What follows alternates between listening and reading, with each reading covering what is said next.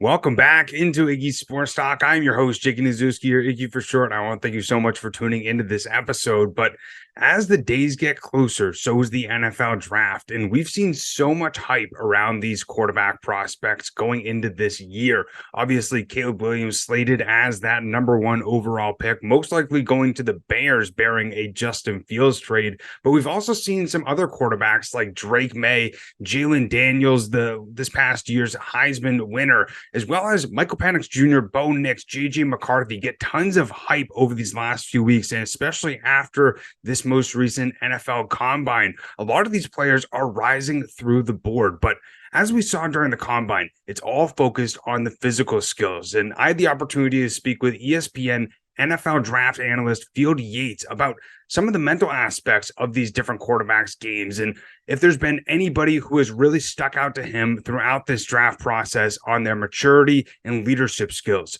So without further ado, let's get into my conversation with Field Yates. With the NFL Combine, obviously there's a lot of focus on the physical side, but I'm curious in terms of the quarterback class, is there any players that have sort of separated themselves in terms of mental toughness, maturity, or leadership skills? One of the hard parts about finding a way to break the tie between those top three quarterbacks, I think they're also all really tough, good kids. And I would loop really the first six into that category as well. J.J. McCarthy, Michael Penix Jr., and Bo Nix. So there's not a guy that stands out to me in a negative way. I would say this is that Michael Penix maybe has the most natural it factor out of those guys. Caleb, I think, certainly does have a ton of that as well. And that's a hard thing to judge when you're just seeing them on tape. But down in Mobile, and in fairness to all those other guys, not all of them are there, right? But Michael Penix Jr. was at the Senior Bowl, and it did feel like guys really gravitated towards he and Bo Nix as well. But I think all six of them have great leadership. J.J. McCarthy, there were sort of reverential stories about his leadership.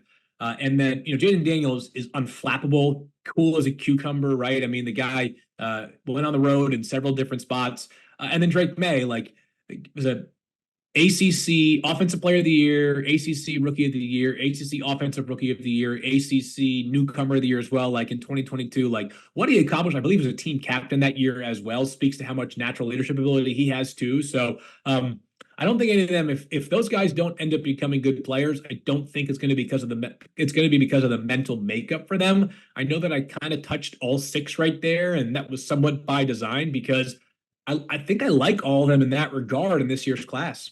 I hope that you did enjoy my conversation with Field and got a little bit of a better understanding of what these quarterback prospects could bring in terms of the mental aspect. Now, I understand the physical side is where these guys really shine, especially pre-draft process. And those physical aspects really help them ultimately win games for the ultimate team that they're going to play for in the NFL. But I also think too, especially at a young age, the mental side is something that can really play a big factor in some of these guys' developments.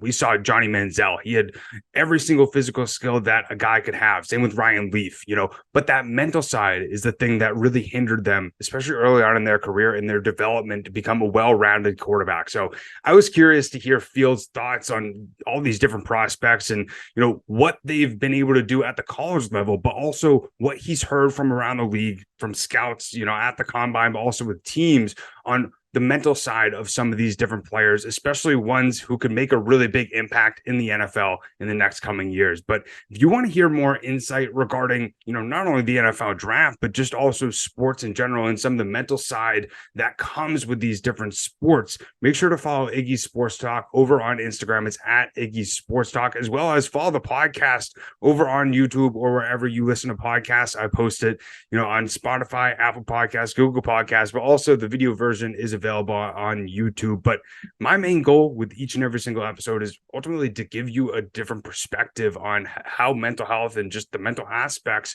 can really play a big factor in these different sports and how much it can really ultimately help you your overall life. I think, all these different things that, people can talk about with the mental aspects of sports. You can also use it in your own life if you're not an athlete. We're all on this earth trying to figure out what this life is and how to mentally, go about it in a healthy way and, live a happy life. But the more that I'm able to help you do that with each and every single episode, I feel like I'm achieving my goal. But greatly appreciate everybody, as always, for tuning in. And I'll continue to update and post more episodes throughout this draft cycle to help you get a better understanding of these different prospects, as well as how difficult the transition is from the NFL draft to the league. But as I said, thanks so much for tuning in. I'll see you and talk to you next time. Peace.